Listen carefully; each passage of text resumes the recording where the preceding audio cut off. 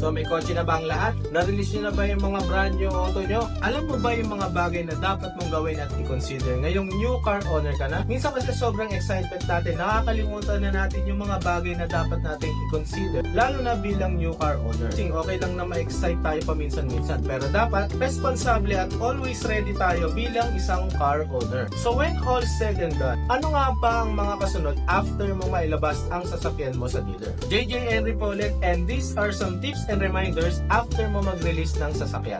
Wow!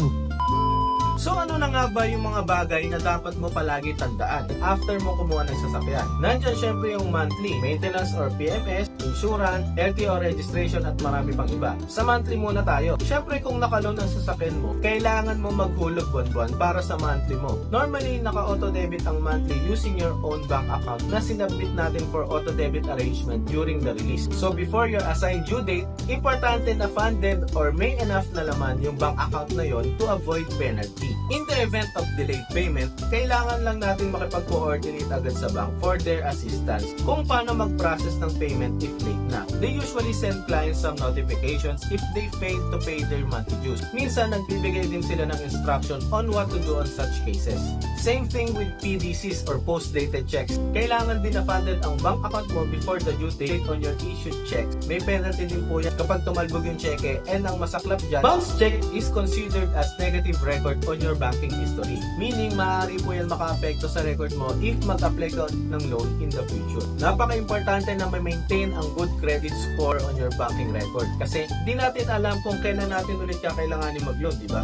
Pagdating naman sa maintenance ng sasakyan or yung tinatawag nating PMS or yung preventive maintenance or yung periodic maintenance, importante din po yan to keep our vehicle in tip-top condition.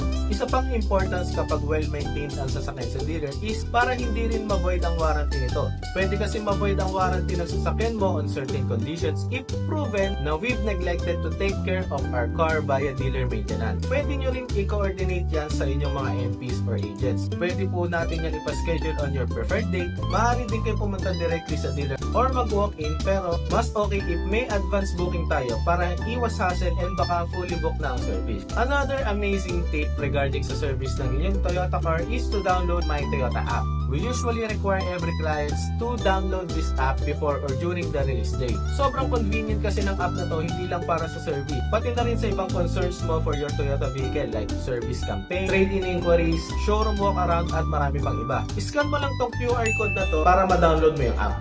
Next sa mga kailangan pa natin is yung LTO registration or yung ORCR. Sobrang importante din na magkaroon tayo ng malinaw na copy ng ating mga ORCR o rehistro ng inyong bagong sasakyan para magamit nyo ito sa pang-araw-araw na biyahe. If naka-finance ang sasakyan, maaari kayong makakuha ng soft copy or printed copy ng inyong mga ORCR sa inyong mga agents once na lumabas na ang registration from LTO. Then pwede nyo na itong i-print para meron kayong copy. Another important thing is yung ating insurance. Usually ang insurance ng ating mga sasakyan is renewed annually. Kaya di masyadong urgent kung isipin. Pero once malapit na mag-isang taon ng sasakyan at malapit na ma-expire ang inyong insurance, we will notify you as early as 2 to 3 months that there will be an incoming renewal of insurance. Also, it is required by banks na naka-comprehensive insurance ang ating mga sasakyan for the whole duration of the loan. So those are some things that new car owners should always keep in mind, and always remember to communicate with us whenever you're having some issues regarding your loan and your car. Always drive safe mga bossing. Wala namang masama kung i-enjoy natin ng konti ang ating mga sakyan, but always prioritize safety and responsibility as a driver and as a new car owner. This is again JJ. Peace.